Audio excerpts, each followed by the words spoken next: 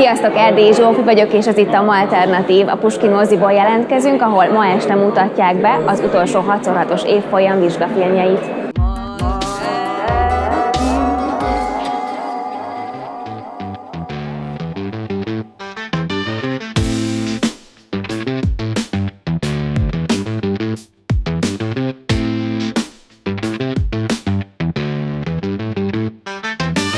A bevezetődben meséltél arról, hogy milyen nehézségek voltak a képzés alatt. Mesélnél egy kicsit nekünk erről, hogy milyen volt ez a váltás? Nyilván a Covid is nagyon sokban befolyásolta a képzést.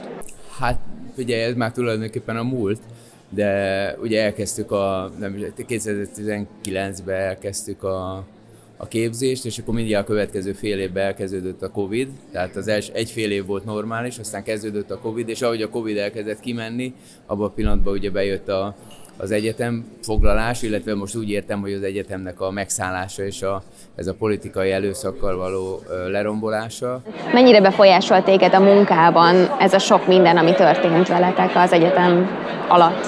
Az életemet nagyon megakasztotta ez a sok minden, ahogy itt mondtad, de a filmet nem igazából, nekem baromi egyszerű volt az ötletem, hogy két idős nő összeveszik egy macskán, és hogy én erről a szerelmi háromszögről szeretnék filmet csinálni, és ez ennyi.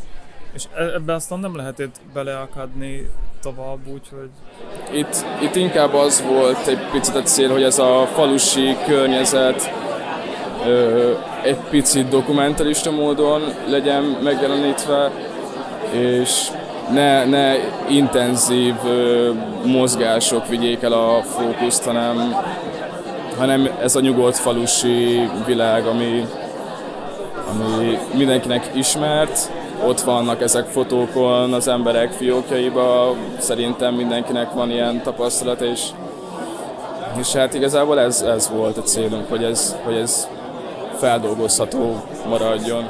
Az én eredeti hangom, ez a fajta humoros történetmesélés volt. És aztán a Cicaharc előtt, hogy az SZF-ére kerültem, nekem elkészült 3 filmem, amik engem meghazudtolva nagyon ilyen szomorúak, most mondom így egyszerűen. És az pont annak a következménye, hogy amilyen volt a külső világ, akkor olyan lett a belső világ, és annak lettek a filmek. De a Cicaharcon pont nem ezt látni, hanem ott ma pont azt a reményt látni, hogy akkor most végre már lehet élni, vagy nem tudom. De ez a Covid miatt volt, vagy azért, mert ti alapból így álltatok hozzá? Nem, hogyha nincs ez akkor egész más volt az elképzelésünk. Tehát akkor kimaradt volna ez a nagyon intenzív, elemző együttlét, ami meg az egyetemnek a megszállását és a lerombolását illeti. Ugye hát az egyrészt ugye az nagyon komoly, szintén nagyon komoly önismereti dolog volt, ami hogy mondjam, szóval minden hozzátartozik a filmezéshez, és az a demokrácia kísérlet, amit ők végigcsináltak ezzel a bázis demokráciával, az nagyon érdekes volt. Másfelől pedig összekovácsolta a csapatot. Tehát nagyon erős lett a kohézió. 36-an vagyunk, vagy annyian voltunk.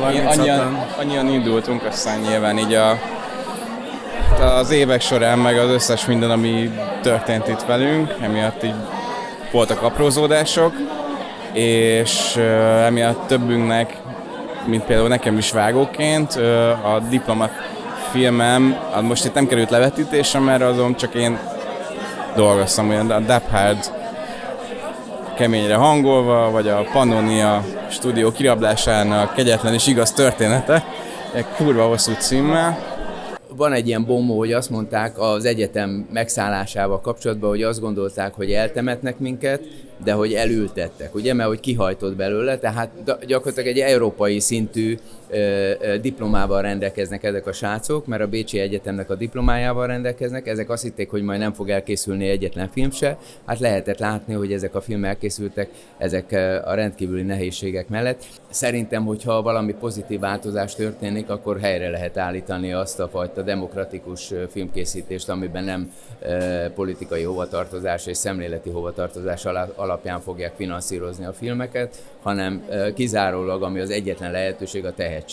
Tehát minden szempontból művészetben csak a tehetség számít, semmi más. És közben éreztem azt, hogy igen, ezt 5 éve kezdtük el csinálni, mármint nem a filmet, hanem a képzést, és ott voltak a tanáraink, meg a barátaink, meg szakmabeliek, meg laikus nézők, és így egy egészen érdekes élmény volt, hogy ez tényleg megtörténik, mert ugye csomószor az volt a benyomásunk a képzés alatt, hogy ez nem fog megtörténni, ugye bizonyos okok miatt, de végül is megtörténhetett, és ez egy ilyen egészen megható élmény volt. Malter Festen volt a legjobb közönség az összes közül, és ezt most nem azért mondom,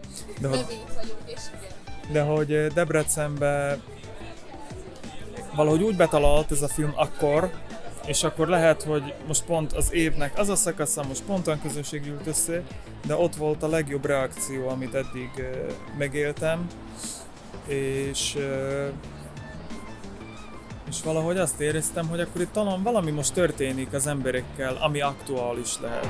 Akkor reméljük, hogy ma este is történt valami az emberekkel, és ezt a hatást is érzékelted. Nagyon sok sikert kívánok neked a filmekhez, és mindenhez a továbbiakban. Köszönöm szépen, hogy beszélgettél velem.